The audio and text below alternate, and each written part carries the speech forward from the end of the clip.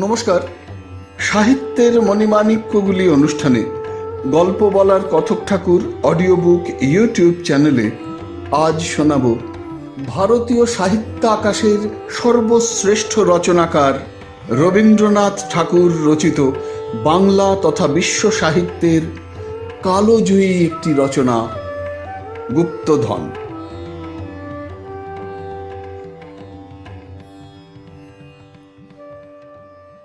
অমাবস্যার নিশীথ রাত্রি। মৃত্যুঞ্জয় তান্ত্রিক মতে তাহাদের বহুকালের গৃহদেবতা জয়কালীর পূজায় বসিয়াছে। পূজা সমাধা করিয়া যখন উঠিল, তখন নিকটস্থ আমবাগান হইতে প্রত্যুষের প্রথম কাক ডাকিল। মৃত্যুঞ্জয় পশ্চাতে ফিরিয়া চাহিয়া দেখিলেন মন্দিরের দ্বার রুদ্ধ রহিয়াছে। তখন সে একবার দেবীর চরণতলে মস্তক ঠেকাইয়া তাহার আসন সরাইয়া দিল। সেই আসনের নিচে হইতে একটি কাঁঠাল কাঠের বাক্স বাহির হইল।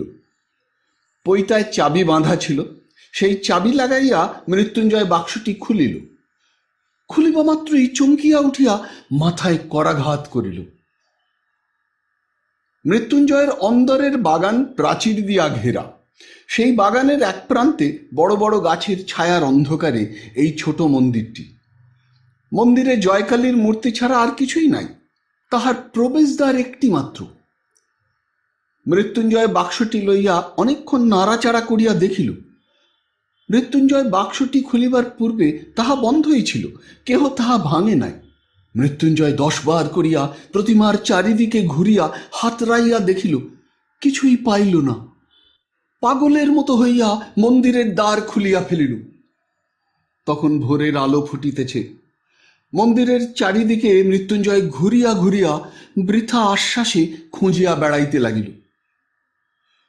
সকালবেলাকার আলোক যখন পরিস্ফুট হইয়া উঠিল, তখন সে বাহিরের চণ্ডীমণ্ডপে আসিয়া মাথায় হাত দিয়া বসিয়া ভাবিতে লাগিল।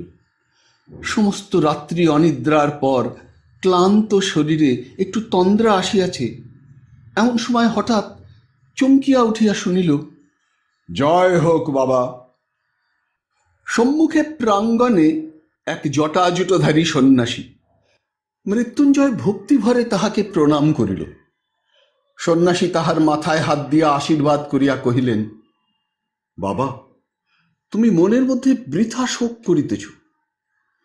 শুনিয়া মৃত্যুঞ্জয় আশ্চর্য হইয়া উঠিল, কহিল, আপনি অন্তর্যামী, নহিলে আমার শোক কেমন করিয়া বুঝিলেন? আমি তো কাহাকেও কিছু বলি নাই। সন্ন্যাসী কহিলেন, বৎস, আমি বলিতেছি, তোমার যাহা হারাইয়াছে সেজন্য তুমি আনন্দ করো, শোক করিও না। মৃত্যুঞ্জয় তাহার 2 পা জড়াইয়া ধরিয়া কহিল, আপনি তবে তো সমস্তই জানিয়াছেন। কেমন করিয়া হারাইয়াছে, কোথায় গেলে ফিরিয়া পাইব, তাহা না বলিলে আমি আপনার চরণ ছাড়িব না। সন্ন্যাসী কহিলেন, আমি যদি তোমার অমঙ্গল কামনা করিতাম তবে বলিতাম, কিন্তু ভগবতী দয়া করিয়া যাহা হরণ করিয়াছেন সেজন্য শোক করিও না। মৃত্যুঞ্জয় সন্ন্যাসীকে প্রসন্ন করিবার জন্য সমস্ত দিন বিবিধ উপচারে তাহার সেবা করিল। পরদিন প্রত্যুষে নিজের গোহাল হইতে লোটা ভরিয়া সফেন দুগ্ধ দুহিয়া লইয়া আসিয়া দেখিল, সন্ন্যাসী নাই।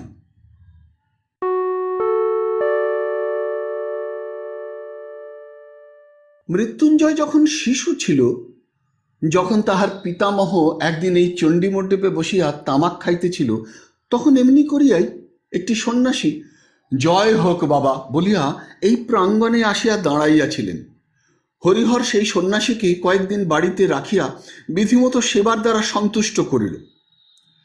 বিদায়কালে সন্ন্যাসী যখন জিজ্ঞাসা করিলেন, বৎস, তুমি কি চাও? হরিহর কহিল, বাবা, যদি সন্তুষ্ট হইয়া থাকেন তবে আমার অবস্থাটা একবার শুনুন। এককালে এই গ্রামে আমরা সকলের চেয়ে বর্ধিষ্ণু ছিলাম। আমার প্রপিতামহ দূর হইতে কুলীন আনাইয়া তাহার এক কন্যার বিবাহ দিয়াছিলেন। তাহার সেই দৌহিত্র বংশ আমাদিগকেই ফাঁকি দিয়া আজকাল এই গ্রামে বড় লোক হইয়া উঠিয়াছে। আমাদের এখন অবস্থা ভালো নয়, কাজে ইহাদের অহংকার সহ্য করিয়া থাকি। কিন্তু আর সহ্য হয় না। কি করিলে আবার আমাদের বংশ বড় হইয়া উঠিবে সেই উপায় বলিয়া দিন, সেই আশীর্বাদ করুন। সন্ন্যাসী ঈষৎ হাসিয়া কহিলেন, বাবা, ছোট হইয়া সুখে থাকো, বড় হইবার চেষ্টায় শ্রেয় দেখি না। কিন্তু হরিহর তবু ছাড়িল না। বংশকে বড় করিবার জন্য সে সমস্ত স্বীকার করিতে রাজি আছে। তখন সন্ন্যাসী তাহার ঝুলি হইতে কাপড়ে মোড়া একটি তুলট কাগজের লিখন বাহির করিলেন। কাগজখানি দীর্ঘ, কোষ্ঠীপত্রের মতো গুটানো। সন্ন্যাসী সেটি মেজের ওপর খুলিয়া ধরিলেন। হরিহর দেখিল তাহাতে নানা প্রকার চক্রে নানা সাংকেতিক চিহ্ন আঁকা, আর সকলের নিম্নে একটি প্রকাণ্ড ছড়া লেখা আছে। তাহার আরম্ভটা এইরূপ: পায়ে ধরে সাধা, রা নাহি দেয় রাধা, শেষে দিল রা, পাগল ছাড়ো পা, তেঁতুল বটের কোলে, দক্ষিণে যাও চলে, ঈশান কোণে ঈশানী, কহে দিলাম নিশানী, ইত্যাদি। হরিহর কহিল, বাবা, কিছুই তো বুঝলাম না। সন্ন্যাসী কহিলেন, কাছে রাখিয়া দাও, দেবীর পূজা করো, তাহার প্রসাদে তোমার বংশে কেহ না কেহ এই লিখন বুঝিতে পারিবে।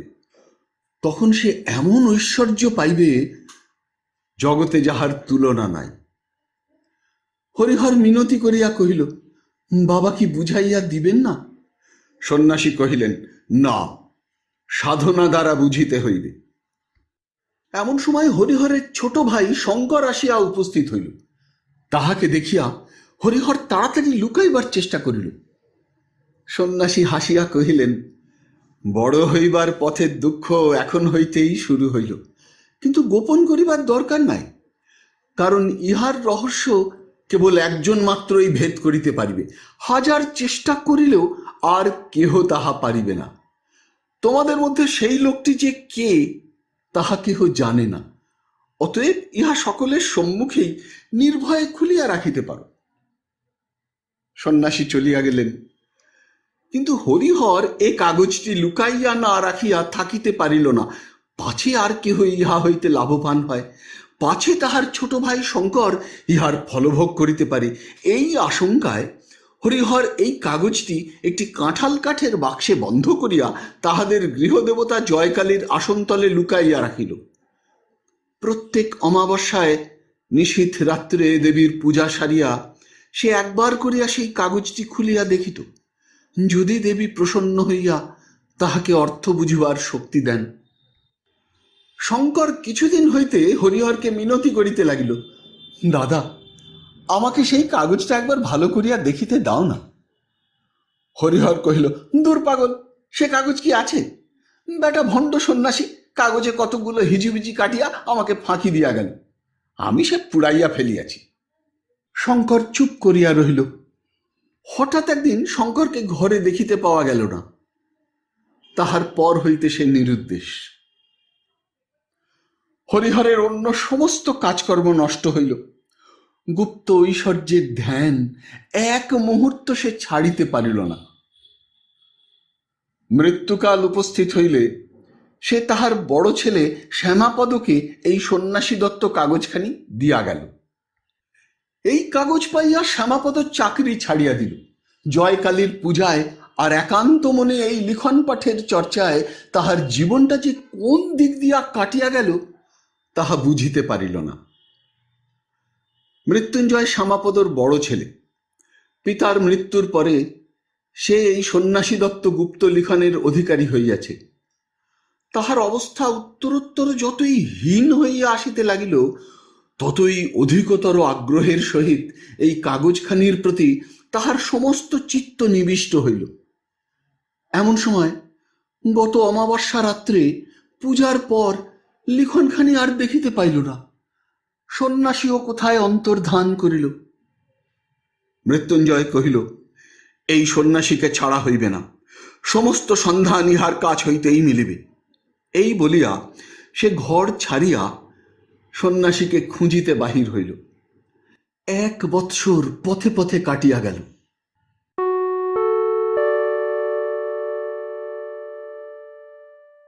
গ্রামের নাম ধারাগোল। সেখানে মৃত্যুঞ্জয় মুদির দোকানে বসিয়া তামাক খাইতেছিল আর অন্যমনস্ক হইয়া নানা কথা ভাবিতেছিল। কিছু দূরে মাঠের ধার দিয়া একজন সন্ন্যাসী চলিয়া গেল। প্রথমটা মৃত্যুঞ্জয়ের মনোযোগ আকৃষ্ট হইল না। একটু পরে হঠাৎ তাহার মনে হইল, যে লোকটা চলিয়া গেল এই তো সেই সন্ন্যাসী। তাড়াতাড়ি হুঁকাটা রাখিয়া মুদিকে সচকিত করিয়া এক দৌড়ে সে দোকান হইতে বাহির হইয়া গেল। কিন্তু সে সন্ন্যাসীকে দেখা গেল না। তখন সন্ধ্যা অন্ধকার হইয়া আসিয়াছে। অপরিচিত স্থানে কোথায় যে সন্ন্যাসীর সন্ধান করিতে যাইবে তাহা সে ঠিক করিতে পারিল না। দোকানে ফিরিয়া আসিয়া মুদিকে জিজ্ঞাসা করিল, ওই যে মস্ত বন দেখা যাইতেছে, ওখানে কি আছে? মুদি কহিল, এককালে ওই বন শহর ছিল, কিন্তু অগস্ত্যমুনির শাপে ওখানকার রাজা প্রজা সমস্তই মড়কে মরিয়াছে। লোকে বলে ওখানে অনেক ধনরত্ন আজও খুঁজিলে পাওয়া যায়, কিন্তু দিন দুপুরেও ওই বনে সাহস করিয়া কেহ যাইতে পারে না। যে গেছে সে আর ফেরে নাই। মৃত্যুঞ্জয়ের মন চঞ্চল হইয়া উঠিল। সমস্ত রাত্রি মুদির দোকানে মাদুরের উপর পড়িয়া মশার জ্বালায় সর্বাঙ্গ চাপড়াইতে লাগিল, আর ওই বনের কথা, সন্ন্যাসীর কথা, সেই হারানো লিখনের কথা ভাবিতে থাকিল।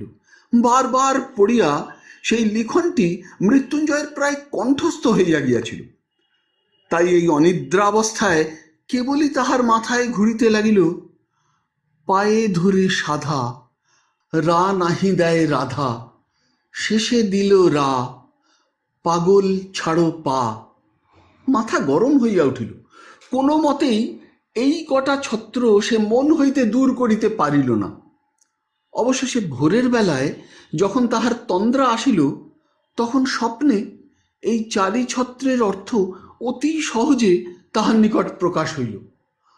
রা নাহি দেয় রাধা, অতএব রাধার রা না থাকিলে ধা রহিল। শেষে দিল রা, অতএব হইল ধারা। পাগল ছাড়ো পা, পাগলের পা ছাড়িলে গোল বাকি রহিল, অতএব সমস্তটা মিলিয়া হইল ধারাগোল। এই জায়গাটার নাম তো ধারাগুলি বটে। স্বপ্ন ভাঙিয়া মৃত্যুঞ্জয় লাফাইয়া উঠিল।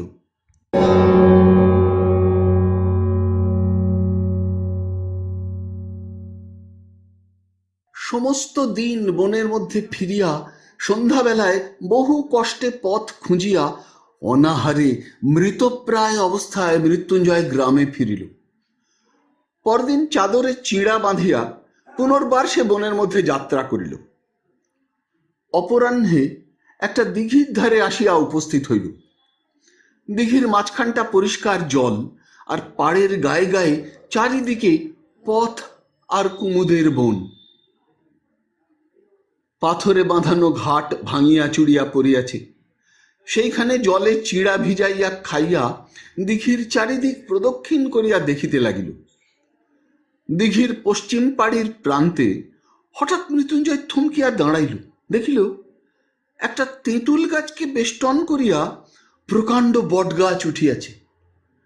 তৎক্ষণাৎ তাহার মনে পড়িল, তেঁতুল বটের কোলে দক্ষিণে যাও চলে। দক্ষিণে কিছু দূর যাইতেই ঘন জঙ্গলের মধ্যে আসিয়া পড়িল। সেখানে সে বেত ঝাড় ভেদ করিয়া চলা একেবারে অসাধ্য। যাহা হোক, মৃত্যুঞ্জয় ঠিক করিল এই গাছটাকে কোনো মতে হারাইলে চলিবে না। এই গাছের কাছে ফিরিয়া আসিবার সময় গাছের অন্তরাল দিয়া অনতি দূরে একটা মন্দিরের চূড়া দেখা গেল। সেই দিকের প্রতি লক্ষ্য করিয়া মৃত্যুঞ্জয় এক ভাঙা মন্দিরের কাছে আসিয়া উপস্থিত হইল। দেখিল নিকটে একটা চুল্লি, পোড়া কাঠ আর ছাই পড়িয়া আছে। অতি সাবধানে মৃত্যুঞ্জয় ভগ্নোদ্ধার মন্দিরের মধ্যে উঁকি মারিল। সেখানে কোনো লোক নাই, প্রতিমা নাই, কেবল একটি কম্বল, কমণ্ডলু আর গেরুয়া উত্তরীয় পড়িয়া আছে। তখন সন্ধ্যা আসন্ন হইয়াছে।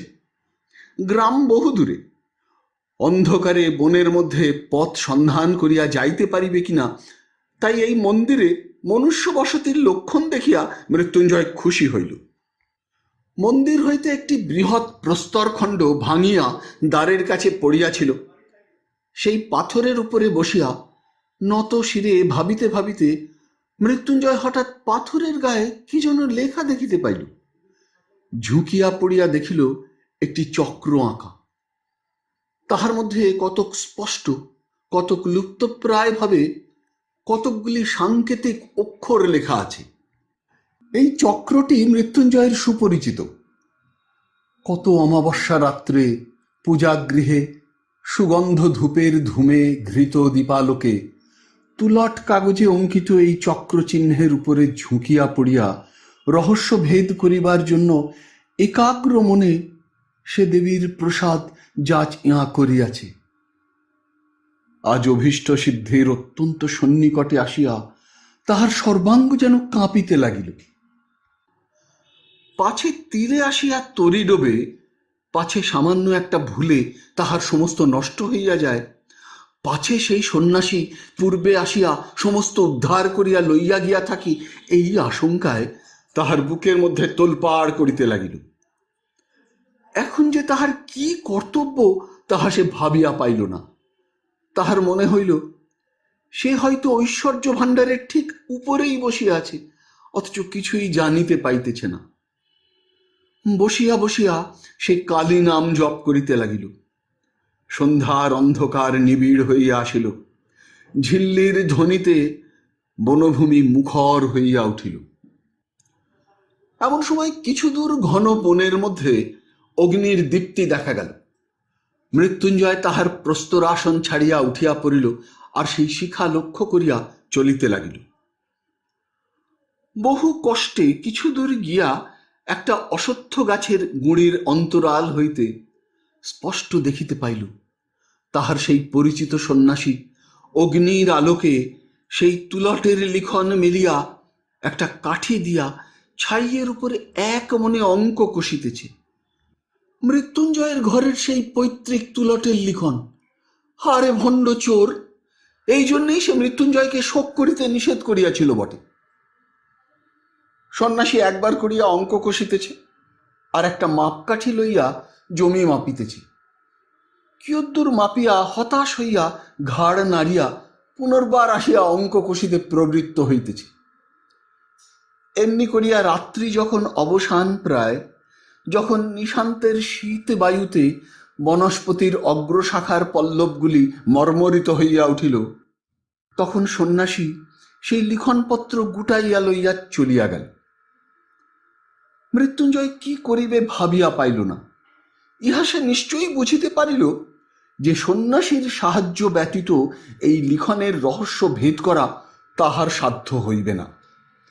লুব্ধ সন্ন্যাসী যে মৃত্যুঞ্জয়কে সাহায্য করিবে না তাহাও নিশ্চিত। অতএব গোপনে সন্ন্যাসীর প্রতি দৃষ্টি ছাড়া অন্য উপায় নাই। কিন্তু দিনের বেলায় গ্রামে না গেলে তাহার আহার মিলিবে না।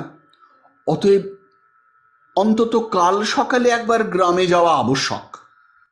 ভোরের দিকে অন্ধকার একটু ফিকা হইবা মাত্র সে গাছ হইতে নামিয়া পড়িল।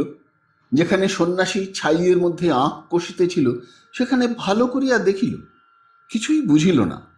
চতুর্দিকে ঘুরিয়া দেখিল অন্য বনখণ্ডের সঙ্গে কোনো প্রভেদ নাই। বনতলের অন্ধকার ক্রমে যখন ক্ষীণ হইয়া আসিল, তখন মৃত্যুঞ্জয় অতি সাবধানে চারিদিক দেখিতে দেখিতে গ্রামের উদ্দেশ্যে চলিল। তাহার ভয় ছিল পাছে সন্ন্যাসী তাহাকে দেখিতে পায়। যে দোকানে মৃত্যুঞ্জয় আশ্রয় গ্রহণ করিয়াছিল তাহার নিকটে একটি কায়স্থ গৃহিণী ব্রত উদযাপন করিয়া সেদিন ব্রাহ্মণ ভোজন করাইতে প্রবৃত্ত ছিল।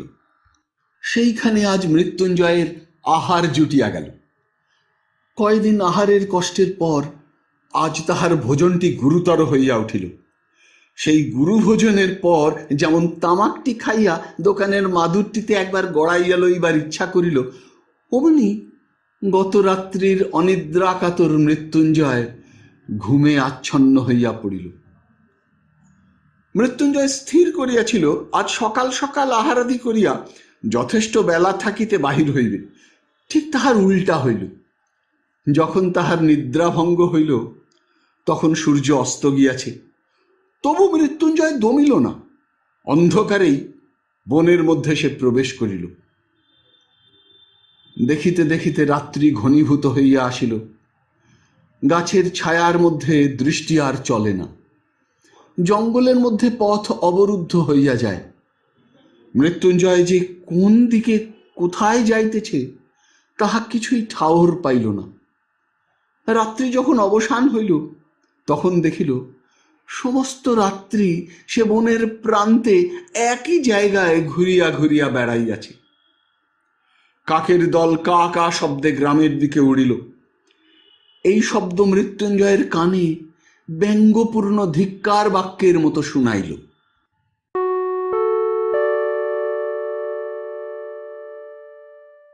গণনায় বারংবার ভুল, আর সেই ভুল সংশোধন করিতে করিতে অবশেষে সন্ন্যাসী সুড়ঙ্গের পথ আবিষ্কার করিয়াছেন।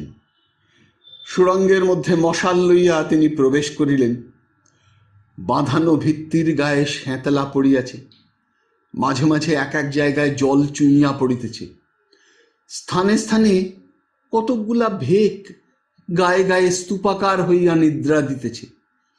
এই পিছল পথ দিয়া কিছু দূর যাইতেই সন্ন্যাসী দেখিলেন সম্মুখে দেয়াল উঠিয়াছে। পথ অবরুদ্ধ। কিছুই বুঝিতে পারিলেন না। দেয়ালের সর্বত্র লৌহ দণ্ড দিয়া সবলে আঘাত করিয়া দেখিলেন কোথাও ফাঁকা আওয়াজ দিতেছে না, কোথাও রন্ধ্র নাই। এই পথটার যে এইখানেই শেষ তাহা নিঃসন্দেহ। আবার সেই কাগজ খুলিয়া মাথায় হাত দিয়া বসিয়া ভাবিতে লাগিলেন। সে রাত্রি এমনি করিয়া কাটিয়া গেল। পরদিন পুনর্বার গণনা সারিয়া সুড়ঙ্গে প্রবেশ করিলেন। সেদিন গুপ্ত সংকেত অনুসরণপূর্বক একটি বিশেষ স্থান হইতে পাথর খসাইয়া এক শাখা পথ আবিষ্কার করিলেন। সেই পথে চলিতে চলিতে আবার এক জায়গায় পথ অবরুদ্ধ হইয়া গেল। অবশেষে পঞ্চম রাত্রে সুড়ঙ্গের মধ্যে প্রবেশ করিয়া সন্ন্যাসী বলিয়া উঠিলেন, আজ আমি পথ পাইয়াছি, আজ আর আমার কোনো মতেই ভুল হইবে না। পথ অত্যন্ত জটিল, তাহার শাখা প্রশাখার অন্ত নাই। কোথাও এত সংকীর্ণ যে গুঁড়ি মারিয়া যাইতে হয়। বহু যত্নে মশাল ধরিয়া চলিতে চলিতে সন্ন্যাসী একটা গোলাকার ঘরের মতো জায়গায় আসিয়া পৌঁছিলেন। সেই ঘরের মাঝখানে একটা বৃহৎ ইঁদারা। মশালের আলোকে সন্ন্যাসী তাহার তল দেখিতে পাইলেন না। ঘরের ছাদ হইতে একটা মোটা প্রকাণ্ড লৌহ শৃঙ্খল ইঁদারার মধ্যে নামিয়া গেছে। সন্ন্যাসী প্রাণপণ বলে ঠেলিয়া এই শৃঙ্খলটাকে অল্প একটুখানি নাড়িবা মাত্র ঠং করিয়া একটা শব্দ ইঁদারার গহ্বর হইতে উত্থিত হইয়া ঘরময় প্রতিধ্বনিত হইতে লাগিল। সন্ন্যাসী উচ্চস্বরে বলিয়া উঠিলেন, পাইয়াছি।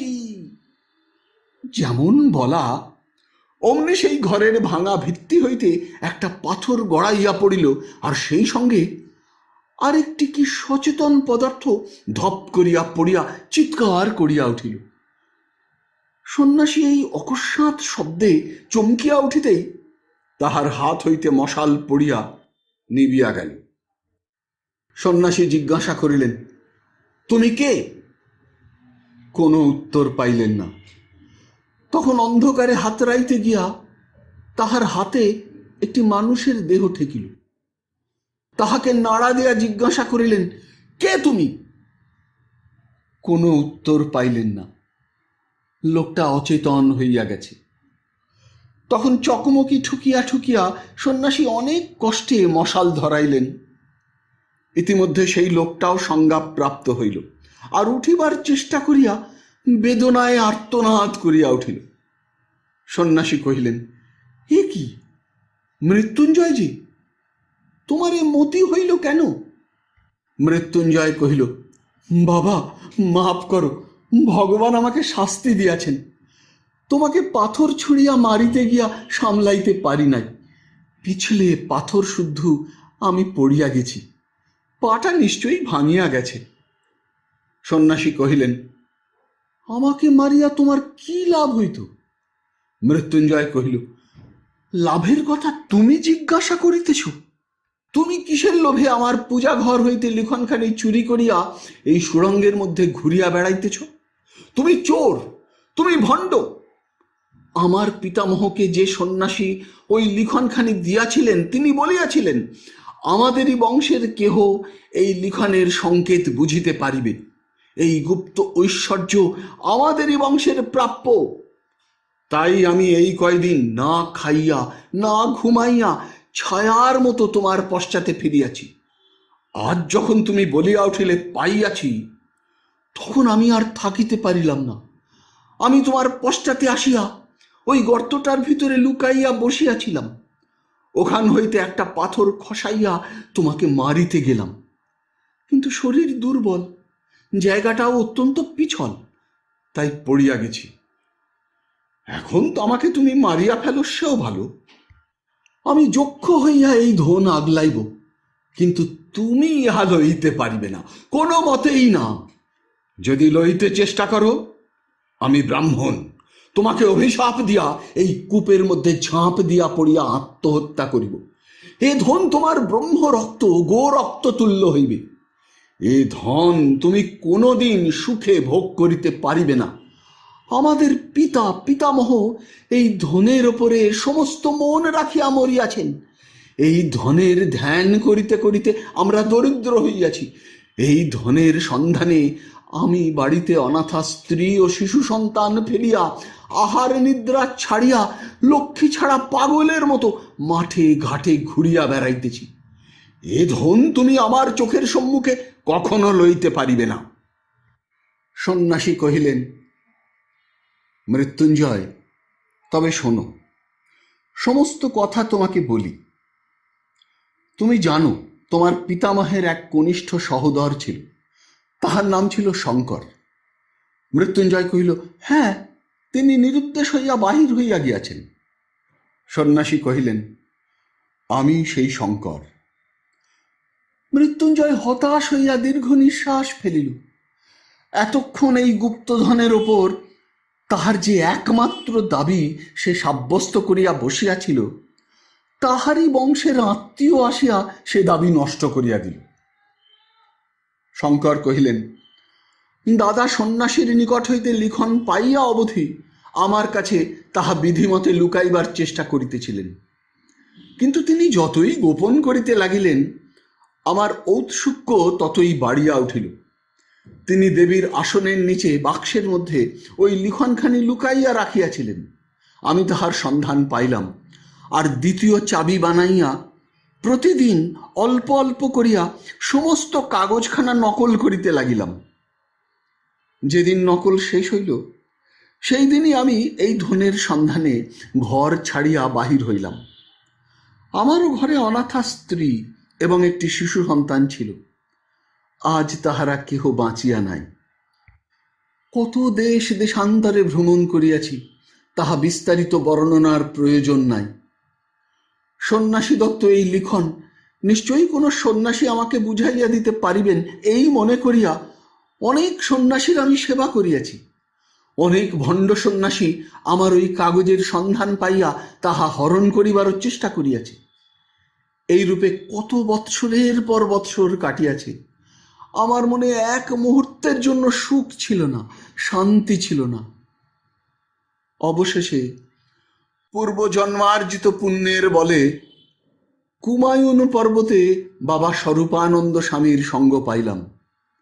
তিনি আমাকে কহিলেন, বাবা, তৃষ্ণা দূর করো, তাহা হইলেই বিশ্বব্যাপী অক্ষয় সম্পদ আপনি তোমাকে ধরা দিবে।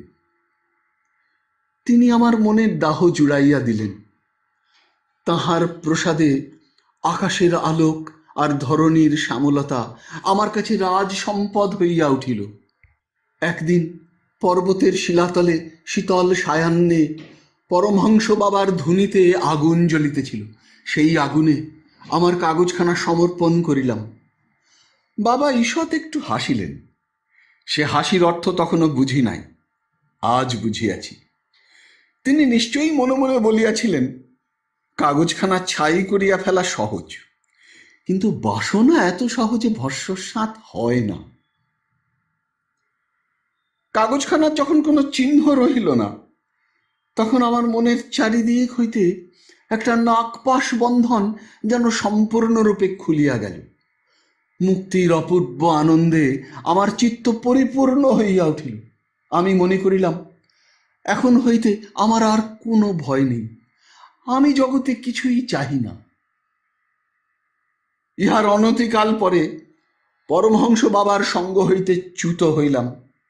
তাহাকে অনেক খুঁজিলাম, কোথাও তাহার দেখা পাইলাম না। আমি তখন সন্ন্যাসী হইয়া নিরাসক্ত চিত্তে ঘুরিয়া বেড়াইতে লাগিলাম। অনেক বৎসর কাটিয়া গেল, সেই লিখনের কথা প্রায় ভুলিয়াই গেলাম।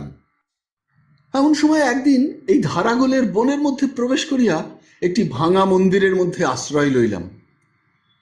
দুই একদিন থাকিতে থাকিতে দেখিলাম, মন্দিরের ভিতে স্থানে স্থানে নানা প্রকার চিহ্ন আঁকা আছে।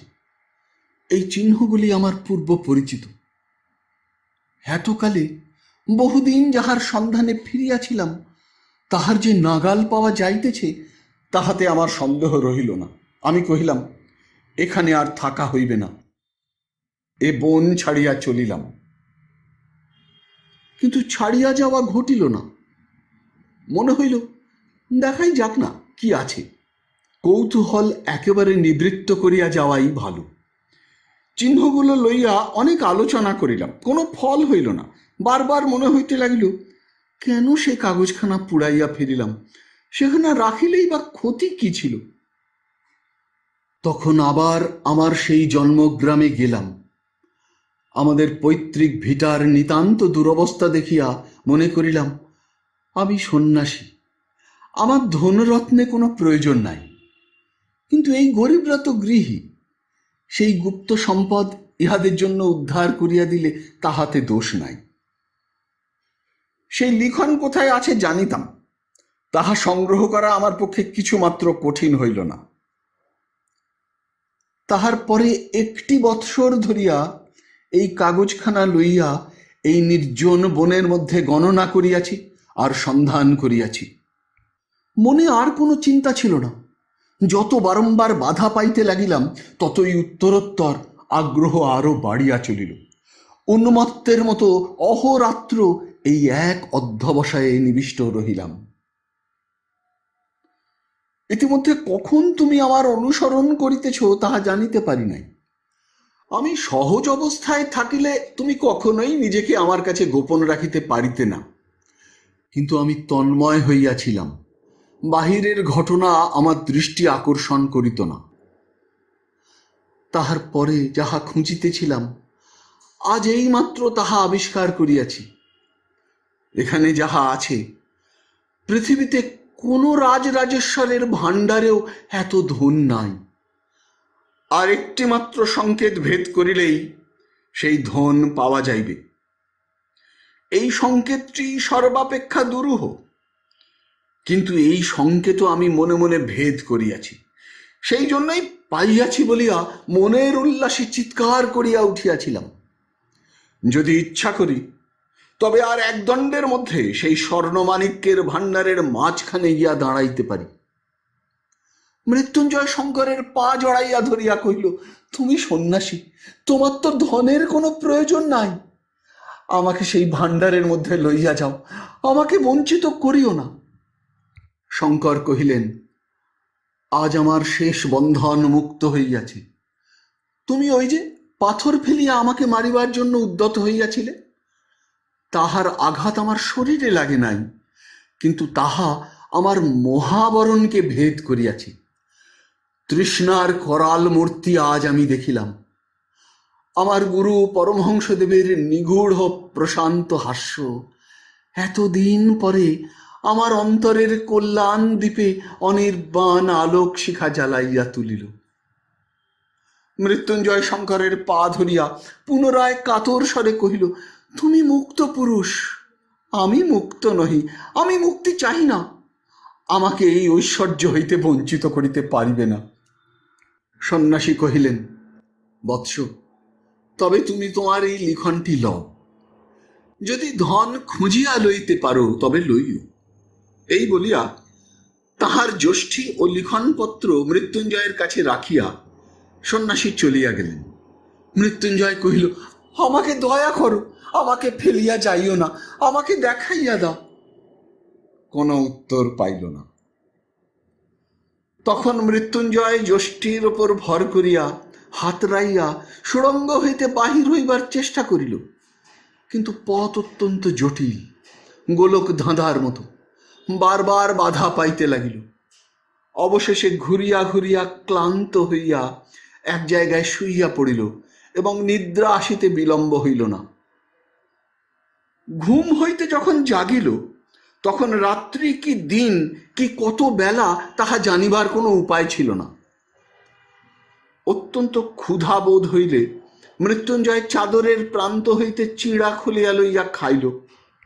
তাহার পর আরো একবার হাতড়াইয়া সুড়ঙ্গ হইতে বাহির হইবার পথ খুঁজিতে লাগিল। নানা স্থানে বাধা পাইয়া বসিয়া পড়িল। তখন চিৎকার করিয়া ডাকিল, ওগো সন্ন্যাসী, তুমি কোথায়? তাহার সেই ডাক সুড়ঙ্গের সমস্ত শাখা প্রশাখা হইতে বারংবার প্রতিধ্বনিত হইতে লাগিল। অনতি দূর হইতে উত্তর আসিল, আমি তোমার নিকটেই আছি, কি চাও বলো। মৃত্যুঞ্জয় কাতর স্বরে কহিল, কোথায় ধন আছে আমাকে দয়া করিয়া দেখাইয়া দাও। তখন আর কোনো সাড়া পাওয়া গেল না। মৃত্যুঞ্জয় বারংবার ডাকিল, কোনো সাড়া পাইল না। দণ্ড প্রহারের দ্বারা অবিভক্ত এই ভূতলগত চিররাত্রির মধ্যে মৃত্যুঞ্জয় আর একবার ঘুমাইয়া লইল। ঘুম হইতে আবার সেই অন্ধকারের মধ্যে জাগিয়া উঠিল। চিৎকার করিয়া ডাকিল, ওগো, আছো কি? নিকট হইতেই উত্তর পাইল, এইখানেই আছি, কি চাও? মৃত্যুঞ্জয় কহিল, আমি আর কিছু চাই না, আমাকে এই সুড়ঙ্গ হইতে উদ্ধার করিয়া লইয়া যাও। সন্ন্যাসী জিজ্ঞাসা করিলেন, তুমি ধন চাও না? মৃত্যুঞ্জয় কহিল, না, চাহি না। তখন চকমকি ঠোকার শব্দ উঠিল এবং কিছুক্ষণ পরে আলো জ্বলিল। সন্ন্যাসী কহিলেন, তবে এসো মৃত্যুঞ্জয়, এই সুড়ঙ্গ হইতে বাহিরে যাই। মৃত্যুঞ্জয় কাতর স্বরে কহিল, বাবা, নিতান্তই কি সমস্ত ব্যর্থ হইবে? এত কষ্টের পরেও ধন কি পাইব না? তৎক্ষণাৎ মশাল নিবিয়া গেল। মৃত্যুঞ্জয় কহিল, কি নিষ্ঠুর বলিয়া সেইখানে বসিয়া পড়িয়া ভাবিতে লাগিল। সময়ের কোনো পরিমাণ নাই, অন্ধকারের কোনো অন্ত নাই। মৃত্যুঞ্জয়ের ইচ্ছা করিতে লাগিল তাহার সমস্ত শরীর মনের বলে এই অন্ধকারটাকে ভাঙিয়া চূর্ণ করিয়া ফেলে। আলোক, আকাশ আর বিশ্বচ্ছবির বৈচিত্র্যের জন্য তাহার প্রাণ ব্যাকুল হইয়া উঠিল। কহিল, ওগো সন্ন্যাসী, ওগো নিষ্ঠুর সন্ন্যাসী, আমি ধন চাই না, আমাকে উদ্ধার করো। সন্ন্যাসী কহিলেন, ধন চাও না? তবে আমার হাত ধরো, আমার সঙ্গে চলো। এবারে আর আলো জ্বলিল না। এক হাতে যষ্টি ও এক হাতে সন্ন্যাসীর উত্তরীয় ধরিয়া মৃত্যুঞ্জয় ধীরে ধীরে চলিতে লাগিল।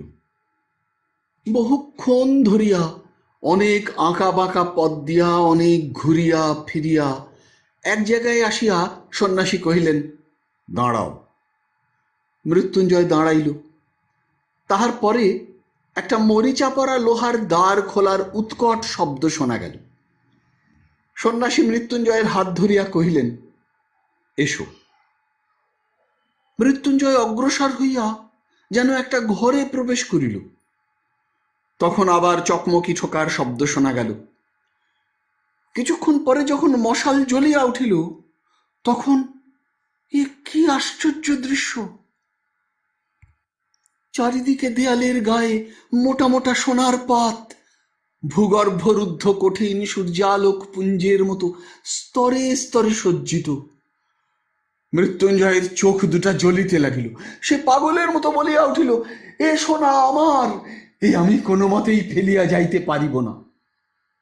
সন্ন্যাসী কহিলেন, আচ্ছা, ফেলিয়া যাইও না, এই মশাল রহিল, আর এই ছাতু, চিড়া আর বড় এক ঘটি জল রাখিয়া গেলাম। দেখিতে দেখিতে সন্ন্যাসী বাহির হইয়া আসিলেন, আর এই স্বর্ণ ভাণ্ডারের লৌহদ্বারে কপাট পড়িল। মৃত্যুঞ্জয় বারবার করিয়া এই স্বর্ণপুঞ্জ স্পর্শ করিয়া ঘরময় ঘুরিয়া ঘুরিয়া বেড়াইতে লাগিল। ছোট ছোট স্বর্ণখণ্ড আনিয়া মেজের উপর ফেলিতে লাগিল, কোলের উপর তুলিতে লাগিল, একটার উপরে আরেকটা আঘাত করিয়া শব্দ করিতে লাগিল, সর্বাঙ্গের উপর বুলাইয়া তাহার স্পর্শ লইতে লাগিল। অবশেষে শ্রান্ত হইয়া সোনার পাত বিছাইয়া তাহার উপর শয়ন করিয়া ঘুমাইয়া পড়িল। জাগিয়া উঠিয়া দেখিল চারিদিকে সোনা ঝকমক করিতেছে, সোনা ছাড়া আর কিছুই নাই। মৃত্যুঞ্জয় ভাবিতে লাগিল, পৃথিবীর উপরে হয়তো এতক্ষণে প্রভাত হইয়াছে, সমস্ত জীবজন্তু আনন্দে জাগিয়া উঠিয়াছে। তাহাদের বাড়িতে পুকুরের ধারের বাগান হইতে প্রভাতে যে একটি স্নিগ্ধ গন্ধ উঠিত, তাহাই কল্পনায় তাহার নাসিকায় যেন প্রবেশ করিতে লাগিল। সে যেন স্পষ্ট চোখে দেখিতে পাইল পাতিহাঁসগুলি দুলিতে দুলিতে কলরব করিতে করিতে সকালবেলায় পুকুরের জলের মধ্যে আসিয়া পড়িতেছে, আর বাড়ির ঝি বামা কোমরে কাপড় চড়াইয়া ঊর্ধ্বস্থিত দক্ষিণ হস্তের উপর এক রাশি পিতল কাঁসার থালাবাটি লইয়া ঘাটে আনিয়া উপস্থিত করিতেছে। মৃত্যুঞ্জয় দ্বারে আঘাত করিয়া ডাকিতে লাগিল, ওগো সন্ন্যাসী ঠাকুর, আছো কি? দ্বার খুলিয়া গেল। সন্ন্যাসী কহিলেন, কি চাও? মৃত্যুঞ্জয় কহিল, আমি বাহিরে যাইতে চাই, কিন্তু সঙ্গে এই সোনার দুটো একটা পাতও কি লইয়া যাইতে পারিব না?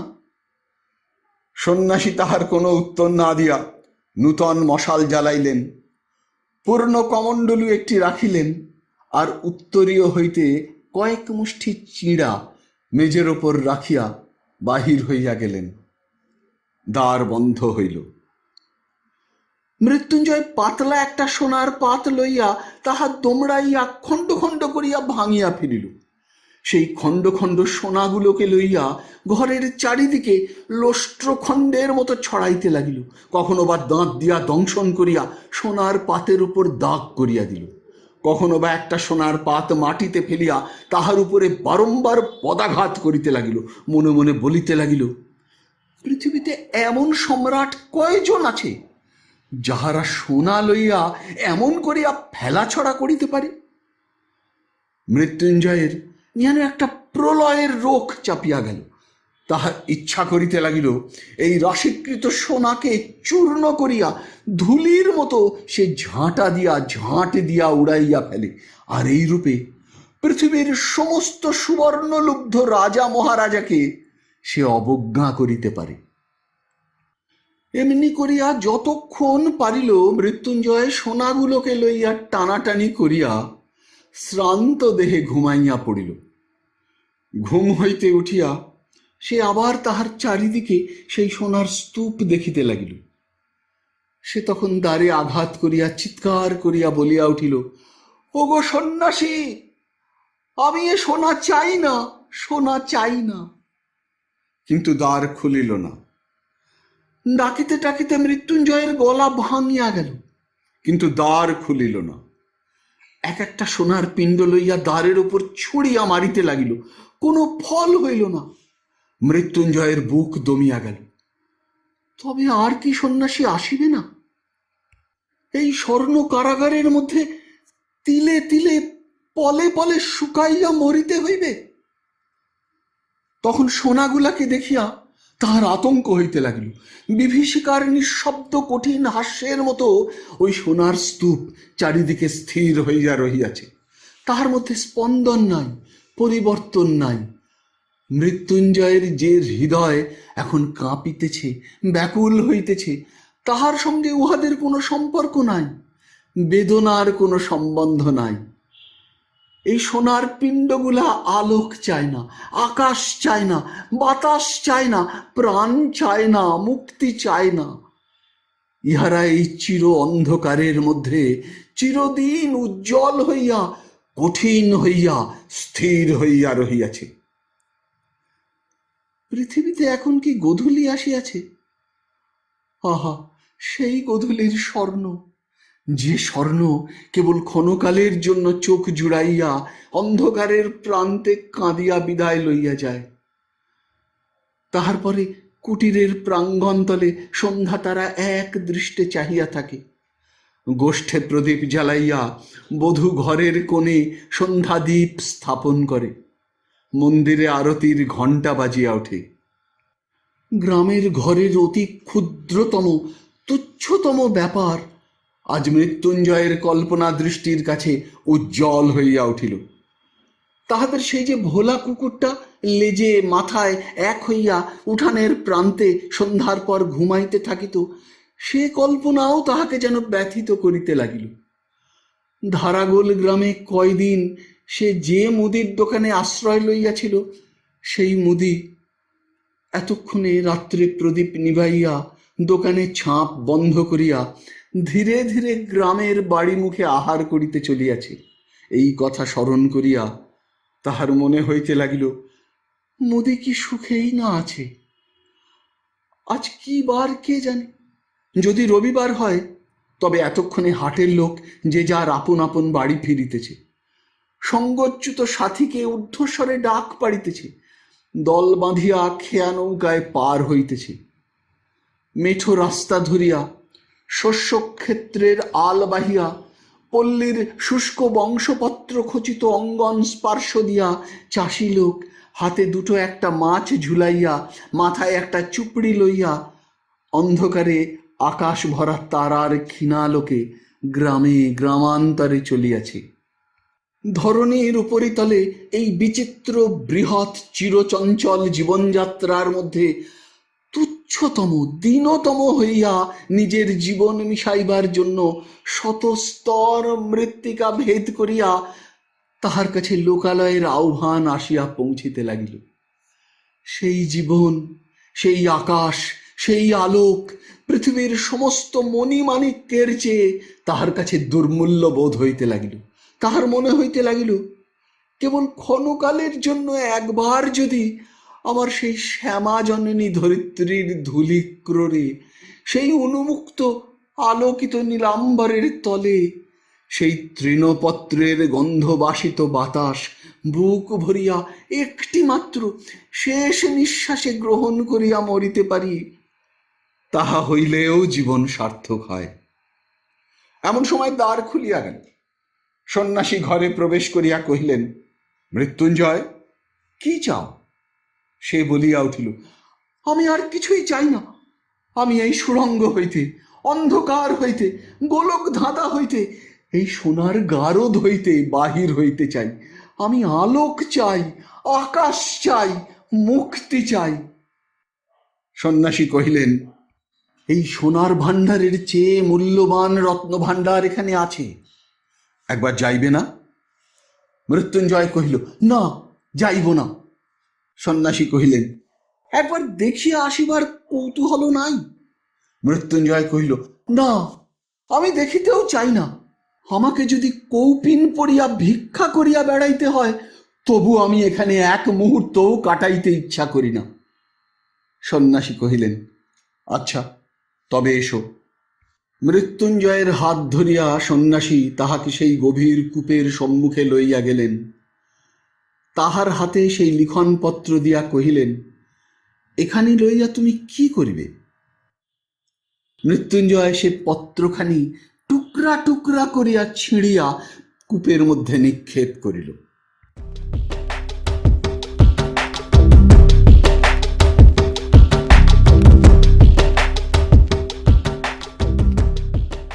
শুনলেন রবীন্দ্রনাথ ঠাকুর রচিত কালজয়ী রচনা গুপ্তধন। যদি এই অনুষ্ঠানটি আপনার ভালো লেগে থাকে তবে অবশ্যই একটি লাইক দিয়ে আমায় উৎসাহিত করবেন। যারা এখনো আমার এই চ্যানেলটিকে সাবস্ক্রাইব করেননি তারা অনুগ্রহ করে সাবস্ক্রাইব বোতামটি টিপে আমার এই চ্যানেলটিকে সাবস্ক্রাইব করে নেবেন এবং ভিডিওর কমেন্ট বক্সে আপনার মূল্যবান মতামত জানিয়ে চ্যানেলটিকে আরও এগিয়ে নিয়ে যেতে আমায় সাহায্য করবেন। ভালো থাকুন, পাশে থাকুন, সুস্থ থাকুন আর শুনতে থাকুন সাহিত্যের মণিমাণিক্যগুলি অনুষ্ঠানটি। নমস্কার।